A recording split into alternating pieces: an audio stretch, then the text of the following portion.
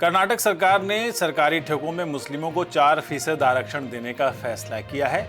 इस पर बहस छिड़ गई है। बहस इस बात पर भी है कि क्या यह आरक्षण धार्मिक अल्पसंख्यकों यानी बौद्ध और जैनों को भी है या फिर सिर्फ मुस्लिमों को। लेकिन ऐसा लगता है कि इस मसले को उठाकर कर्नाटक सरकार ने मधुमक्खी के छत्ते में हाथ डाल दिया है। इस मसले से जुड़े संवैधानिक बिंदुओं को हम आज के इस वीडियो में समझने की कोशिश करेंगे। यह है आवाज द वॉइस और आप देखना शुरू कर चुके हैं द मनजीत ठाकुर शो।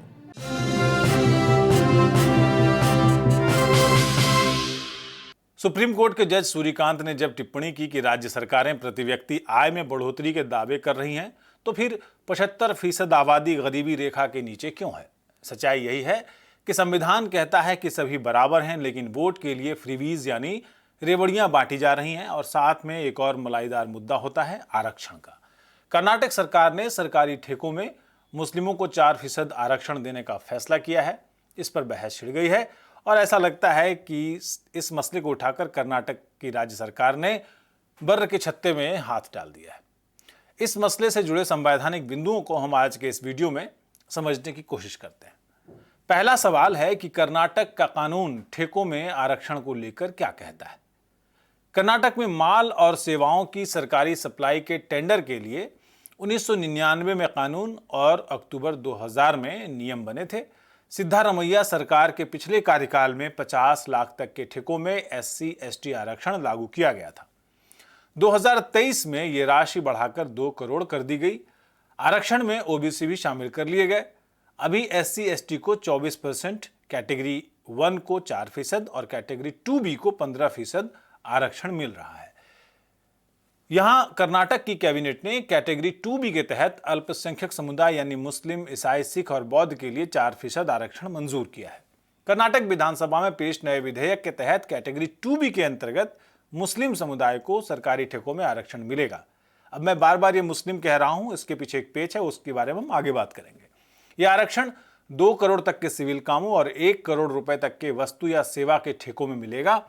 इसके बाद सरकारी ठेकों में कुल मिलाकर 47.45% आरक्षण हो जाएगा। शिक्षा और नौकरियों में आरक्षण के लिए कर्नाटक में चिन्नप्पा रेड्डी आयोग ने कुछ सिफारिशें की थी और 1995 में HD देवेगौड़ा की सरकार ने मुस्लिमों को नौकरियों में और शिक्षा में 4% आरक्षण देने के लिए कानून बनाया था। कर्नाटक में पिछली भाजपा सरकार ने मार्च 2023 में OBC के दायरे से मुस्लिमों को बाहर कर दिया था और वोक्कालिगा और लिंगायत समुदायों को ये 4% वाला जो आरक्षण है उसमें से 2% आरक्षण उन दोनों समुदायों को बढ़ाने की बात की थी।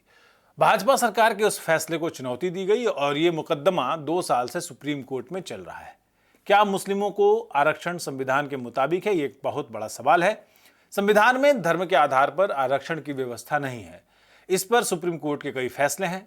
सरकारी ठेकों में धार्मिक आधार पर आरक्षण किसी कानून इस पर जो कानून बनेगा उसे कोई भी अदालत रद्द कर सकती है। कर्नाटक में 14% मुसलमानों की आबादी है। 36 मुस्लिम समुदाय केंद्रीय OBC सूची में है।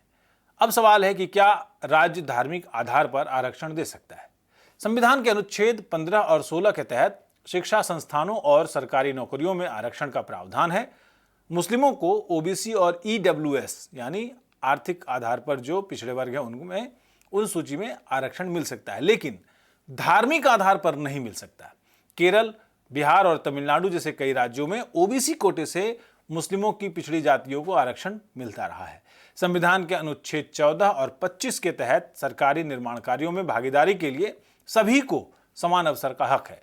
धर्म के आधार पर आरक्षण गलत और असंवैधानिक होगा। हालांकि विवाद बढ़ने के बाद राज्य सरकार ने यह दावा किया है कि मुस्लिमों के साथ साथ बौद्ध, जैन आदि सभी अल्पसंख्यक इस आरक्षण के दायरे में आएंगे जो ठेकों की बात हो रही है। लेकिन सामाजिक कल्याण मंत्रालय की वेबसाइट में उपलब्ध नोटिफिकेशन में कैटेगरी 2B के तहत सिर्फ मुस्लिमों का ही उल्लेख किया गया है। मैं इसलिए कह रहा था कि बार बार मुस्लिम आरक्षण क्यों कहा जा रहा है। विधानसभा में पेश नए विधेयक के अनुसार मुस्लिम समुदाय को OBC के दायरे में आरक्षण दिया जा रहा है। चूंकि इस्लाम में जातियां नहीं होती हैं, ऐसे में आरक्षण में धर्म और जाति के घालमेल से कानूनी पेच फंस सकता है।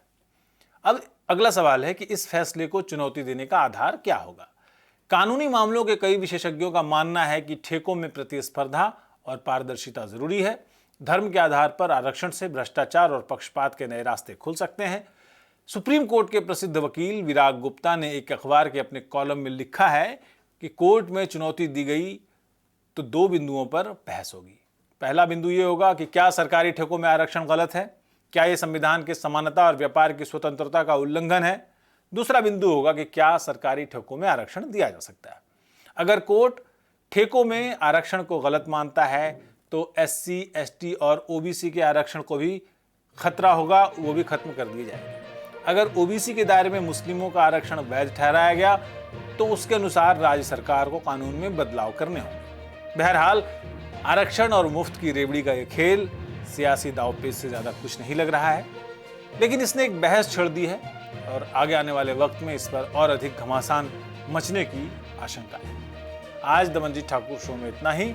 दीजिए विदा मुझे यानी मंजीत ठाकुर को और हमारी पूरी टीम को। नमस्कार।